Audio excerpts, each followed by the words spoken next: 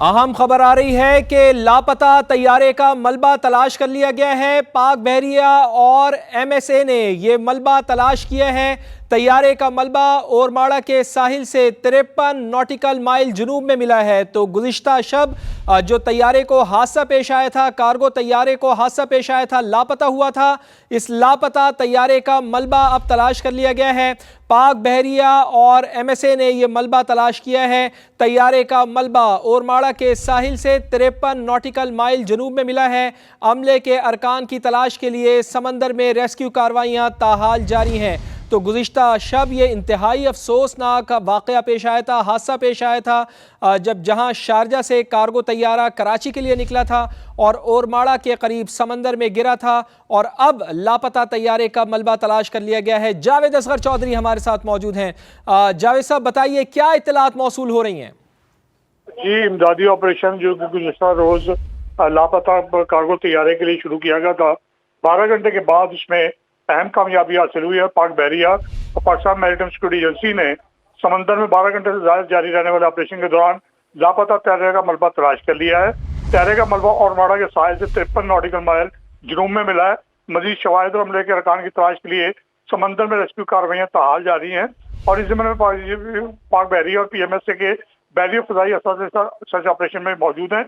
इन तस्वीर में देखा जा सकता है कि पाक लापता तैयारे की टेल जो है, जो दुम है और उसकी दीगर जो जिससे K2 लिखा वो भी बाकायदा तौर पे देखा जा सकता है। जो कि दूसरी जानिब सोर्सेज ये बता रहे हैं कि इससे जो लापता तैयारा जिसको गुमशुदा करार दिया मुबैना तौर पर उस पर अटैक करने की भी इतलात सामने है और इस हवाले से ताहम अभी तक ये कंफर्म नहीं हो रहा, लेकिन जराए ये कह रहे हैं कि उनके इस तैयारे को मुबैना तौर पर हिट करने की भी इतलात सामने आई है। जी ठीक है, जावेद हमारे साथ ही मौजूद रहेगा, अपने नाज़रीन को अपडेट कर रहे हैं कराची से, जहां पर लापता तैयारे का मलबा तलाश कर लिया गया है। पाक बहरिया और PMSA ने मलबा तलाश किया है। तैयारे का मलबा ओरमाड़ा के साहिल से 53 नॉटिकल माइल जनूब में मिला। अमले के अरकान की तलाश के लिए समंदर में रेस्क्यू कार्रवाइयाँ ताहाल जारी हैं। ऑपरेशन 12 घंटे से ज़ायद जारी रहा, जिसके बाद अब ये कामयाबी मिली है और लापता तैयारे का मलबा अब तलाश किया गया है। पाक बहरिया और PMSA ने मलबा तलाश किया है। तैयारे का मलबा ओरमाड़ा के साहिल से 53 नॉटिकल माइल जनूब में मिला है और अमले के अरकान की तलाश के लिए समंदर में अब रेस्क्यू कार्रवाइयाँ जारी हैं और ऑपरेशन 12 घंटे से ज़ायद जारी रहा, जिसके बाद तैयारे का जो मलबा है वो तलाश कर लिया गया है। पाक बहरिया और PMSA ने समंदर में 12 घंटे से ज़ायद जारी रहने वाले ऑपरेशन के दौरान लापता तैयारे का मलबा तलाश किया और लापता तैयारे का मलबा अब मिल चुका है। मज़ीद शवाहिद और अमले के अरकान की तलाश के लिए समंदर में रेस्क्यू कार्रवाइयाँ ताहाल जारी हैं। पाक बहरिया और PMSA के बहरी और फ़ज़ाई असासे सर्च ऑपरेशन में मसरूफ़ अमल हैं। अपडेट आप तक पहुंचा रहे हैं। लापता तैयारे का मलबा जो है वो तलाश कर लिया गया है। गुज़िश्ता रोज़ ये इंतहाई अफसोसनाक वाक़या पेश आया था और अब अपडेट आप तक ये पहुंचा रहे हैं कि उस लापता होने वाले तैयारे का मलबा तलाश कर लिया गया है। पाक बहरिया और PMSA ने यह मलबा तलाश किया है और तैयारे का मलबा ओरमाड़ा के साहिल से 53 नॉटिकल मील जनूब में मिला है। अमले के अरकान की तलाश के लिए समंदर में रेस्क्यू कार्रवाइयाँ जारी हैं। रेस्क्यू कार्रवाइयाँ अभी भी की जा रही हैं और लापता अमले के अरकान की तलाश इस वक्त जारी है और ऑपरेशन 12 घंटे से ज़ायद जारी रहा। सुल्तान महमूद हाली साहब हमारे साथ मौजूद हैं, उन्हें शामिल गुफ्तगू करते हैं। सुल्तान महमूद हाली साहब, अस्सलाम वालेकुम, बहुत शुक्रिया आपने वक्त निकाला समय के लिए। सर, 12 घंटे से ज़ायद ये ऑपरेशन जारी रहा है, मलबा तलाश कर लिया गया है और कितना मुश्किल ये मरहला था, इस हवाले से अपडेट कीजिएगा। ये बहुत ही मुश्किल मरहला होता है और आसान नहीं होता है, खुसूसन इस वजह से कि ये समंदर में था और समंदर में जो है उसकी लहरें जो है वो मलबे को दूर ले जाती है, इसलिए जो लास्ट पॉइंट ऑफ इम्पैक्ट आपके पास होता है उससे काफ़ी फासले के ऊपर जाकर के मिलता है, अगर मिल जाए। तो मैं समझता हूँ कि ये बहुत बड़ी बात है कि मलबा मिल गया है, 12 घंटे में मिल गया है, लेकिन ज़्यादा देर नहीं हुई।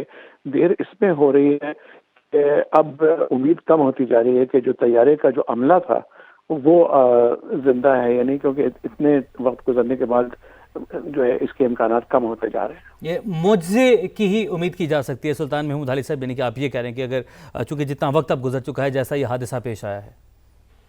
बिल्कुल, लेकिन देखें, इंसान को मायूस नहीं होना चाहिए, मुआवजा ही हो सकता है और अल्लाह करे कोई मुआवजा हो जाए। जो कैप्टन है ये मेरा शागिर्द था एयरफोर्स एकेडमी में, मैं इसको बहुत अच्छे से जानता हूँ और ज़ाहिर है हर जानी इंसान जो है वो कीमती होती है, لیکن جہاں آپ پرسنلی کسی کو جانتے ہو تو اور زیادہ دکھ اور تکلیف کی بات ہوتی ہے، اور بہت ہونہار شاگرد تھا یہ. ظاہر ہے آپ کے لیے بہت مشکل وقت ہے یہ، اور جو طالب علم ہیں وہ آپ کی اولاد کی طرح ہی ہوتی ہے. بتائیے گا کیپٹن کے حوالے سے، جو آپ کے شاگرد بھی رہے ہیں، اور کیسے طالب علم اور مہارت کے حوالے سے کیسی مہارت اپنے پیشے میں وہ رکھتے ہیں؟ نہیں، اپنے پیشے میں یعنی کہ فلائنگ میں تو ماہر تھے ہی، لیکن اس کے بعد پھر ان کو جو ہے وہ اسائنمنٹ دیا گیا تھا پاکستان ایئر فورس کا جو میوزیم ہے کراچی میں، اس کے وہ ہیڈ تھے، اور بہت عمدگی سے انہوں نے اس کو چلایا.